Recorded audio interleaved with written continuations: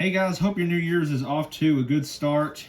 Today here in front of us, I'm going to do my first phone review on my channel. Today it's the Pixel 7.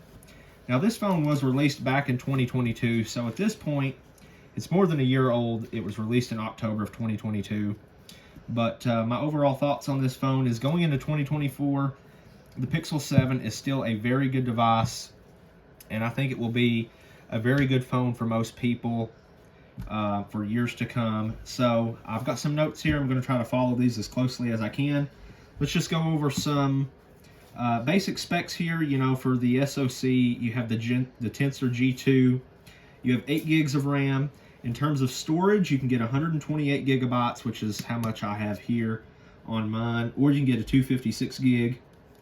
In terms of the display, you have a 6.3 inch 1080 by 2400, and that is at 90 hertz. So this display ramps between 60 and 90 hertz. It's not LTPO, so it doesn't ramp all the way down to 1 hertz, but still very good, 90 hertz. Now the specs claims 1000 nits high brightness mode and 1400 nits peak brightness, but I'll talk more about that in just a second. Also, for the biometrics, you do have an under display fingerprint sensor here. So you have that there, and you also have face unlock, and I'll talk more about those as we go. And in terms of the battery, you have a 4,355 milliamp hour battery, and I believe it has 20 watt wired charging, and apparently it has 20 watt wireless charging, according to the GSM Arena spec list. So starting with the display, you know, 90 hertz is very smooth, so no complaints there. It's a very smooth display. Now for me and how I use my devices, I run my display at 60 hertz. I know some people will probably have comments, you know, why would you turn off 90 hertz? But, you know, I enjoy better battery life, and I'm not scrolling very fast on my phone all day. So, you know, I kind of, when I'm scrolling, it's kind of slow, at a slow pace. So I don't notice a huge difference for me between 60 and 90 hertz.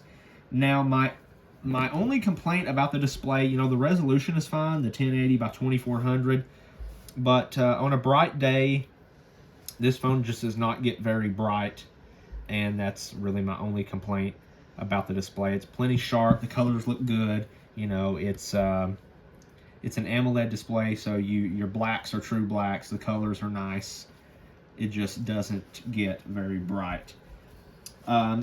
In terms of the speakers, for those of you guys who watch a lot of YouTube like me, or maybe you watch a lot of TikTok, Facebook Reels, the speakers are clear, but they don't get very loud, you know, but I think most people will be okay with the speakers on the Pixel 7.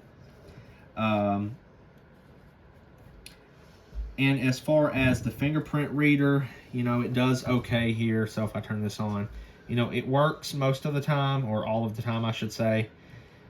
It's a little bit slow compared to some things I've used, you know, like on my Samsung Z Flip 5, that fingerprint sensor is just very fast.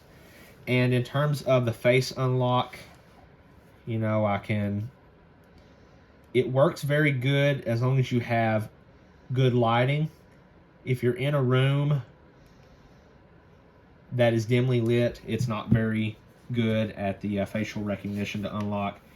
And my only complaint about the face unlock is you can't authenticate things like your banking apps, or if you have a password manager, you're still stuck using the fingerprint reader. But a lot of these things they fixed on the Pixel 8. And, you know, I actually picked mine up a few months ago, so very late into the launch, close to the Pixel 8 launch. But I got this phone for $449, and I think at that price, it's definitely worth buying even right now, just because I feel like the Pixel 7 ticks a lot of boxes for most average users like myself. So definitely worth, if you can pick it up at $449 brand new, or even cheaper, I mean, just go ahead and grab it. And I think it's definitely worth saving the money over the Pixel 8 at $699. So, you know, if you can get the Pixel 7 at $449, I say take this over the Pixel 8 at $700, just because, yes, the Pixel 8 has a brighter display. It has 120 hertz, so it's a little bit smoother on the display. It's a lot brighter according to other reviews. The face unlock on the Pixel 8 you can use to open your banking apps, your password managers. So, you know, they're improving the Pixel phones, but I still say at $699, Pixel 8, $449 for the Pixel 7. Save the money, get the Pixel 7. Most people should be fine with this phone. Now, if we compare the launch price of the Pixel 7, which was $599, and the Pixel 8 at $699, I say spend the $100 extra. It's definitely worth $100 more to step up and have better face unlock, much brighter display. I'm not sure on the speakers, but those two things alone are pretty nice. It makes using the phone a lot better. Now, in terms of the cameras, you know, I'm not a huge picture taker or someone who takes a lot of videos on my phones, but I can tell you the pictures that come out of the Pixel phones are very good. You know, definitely the top 3 best cameras, you know, on a phone. It's usually a toss-up each year between iPhone, Galaxy, and the Pixel. So it takes wonderful pictures, good enough video, and that's really all I can say on that. And as far as the Tensor G2, it performs well enough. You know, it's not super fast. It doesn't top the charts in terms of benchmarks or anything like that. It's not a champion when it comes to playing mobile games. But again, this is fine for most people. You know, most people kind of play more basic games on their phones. They're just doing a lot of social media, a lot of TikTok, a lot of YouTube is what most people are doing. Texting, phone calls, maybe video calls. And the Tensor G2 has never given me any problems with lagging or anything like that. So no complaints from me there. And moving on here to the battery life, it's also pretty good on the Pixel 7 here, even if you run it at 90 hertz. If you leave smooth display enabled, the battery life is pretty good. Not the best compared to other phones, but again, that's kind of the overall theme with this phone and with the Pixel phones from Google. They're not the best in everything, but for most people, these phones are plenty. They're more than enough. Good enough, more than enough. So I think that's going to wrap it up here. Again, I love the build quality of this phone. Has nice features. You know, just now you can do the flip to shush is what it's called. It's a feature in the settings. If you're getting a phone call or at night when you go to sleep, if you flip this phone over, it puts you on Do Not Disturb.